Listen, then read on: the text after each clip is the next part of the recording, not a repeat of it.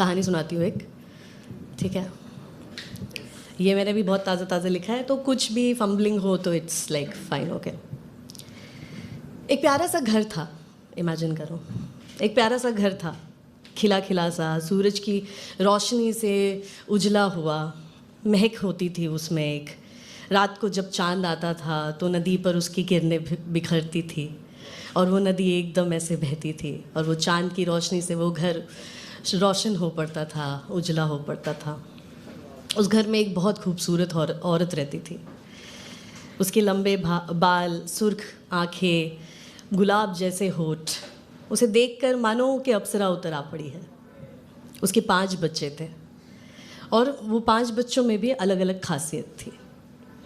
कोई झटाक से भाग के खाना शिकार करके लेके आता था, तो कोई पेड़ पर चढ़कर फल तोड़ कर लेके आता था, कोई अपनी गर्माहट से ठंड में राहत देता था, तो कोई अपनी मधुर आवाज़ से लोगों को अपने घर को एंटरटेन करता था।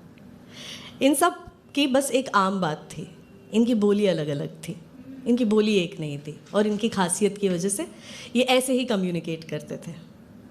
एक दिन एक आदमी वहाँ से गुजर रहा था। अब इस छोटे बच्चे की मधुर आवाज़ ने उसे खींच लिया अपनी ओर, तो वो आदमी इसकी आवाज़ को फॉलो करते करते उस जगह आ पहुँचा जहाँ पर सूरज की किरणें, ये खूबसूरत घर, ये माहौल देखकर वो बोला शायद मुझे भी आकर यहीं पर रहना चाहिए, क्या खूबसूरत ज़िंदगी बीतेगी यहाँ पर।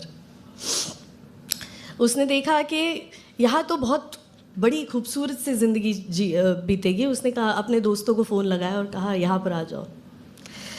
देखते ही देखते लोगों की तादाद बढ़ने लग गई। बच्चे और माँ कुछ कह नहीं पाए, उनका घर छोटा छोटा छोटा होते चले गया। नदी जो कभी बेफिक्र होकर बहती थी, आसपास उसके आसपास कटघरा बन गया, उसके ऊपर से ब्रिज चलने लगा। बच्चों ने बहुत समझाने की कोशिश की अपनी भाषा में कि ये गलत कर रहे हो, हमारा घर छोटा होते जा रहा है, पर लोगों को क्या समझ में आने वाली थी उनकी बात, क्या समझ में आने वाली थी उनकी बोली, क्या समझ में आने वाली थी उनकी एक आवाज़। माँ के बाल झड़ने लगे, माँ की सुर्ख होठ एकदम काले होने लगे। लोगों को वो दिख रहा था, पर ये खूबसूरत जगह अभी भी वैसी ही थी। जब बच्चों को कुछ समझ नहीं आया कि कैसे समझाए इन लोगों को और कैसे बताए कि ये हमारा घर है, उन्होंने अपने अंदाज में समझाने की कोशिश की। जो शिकार करता था वो उसने जाके लोगों का शिकार किया, जिसकी मधुर आवाज़ थी वो अपने आवाज़ से लोगों को धमकाने लगा। जो फल तोड़ता था वो जाके घर में सारे लोगों के सामान बिखेरने लगा। पर क्या करें, हम इंसान भी तो अलग प्रजाति है ना, हमें फ़िक्स करने की आदत है।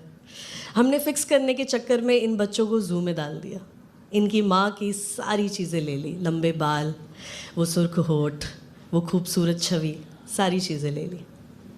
पर हमें ये भूलना नहीं चाहिए कि ये घर उनका है और उन्हें बोलना नहीं आता है और हमें बोलना आता है, तो हमें उनकी आवाज़ बननी चाहिए, जो आज हो रहा है। So that's about it. Thank you very much. इस स्टोरी का नाम जानवर है, जानवर से ज़्यादा मुझे लगता है इंसान जानवर बनते जा रहे हैं। Thank you very much.